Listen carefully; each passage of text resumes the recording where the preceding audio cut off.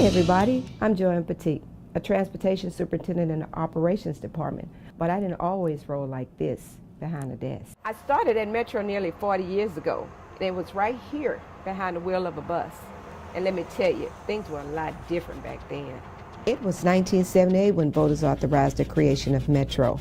1979 was the first full year of operations as we took over HUTRAN, what the city of Houston had. It was not good. The repairs were horrible. The air conditioning wouldn't work. Therefore, it couldn't attract passengers. I was hired in 1980 and talk about adventures in driving, but everybody was working hard to make things better. By the late 80s, buses were cool, clean, and safe. Then came transit centers, parking rides, vanpools, express lanes, and METROLift.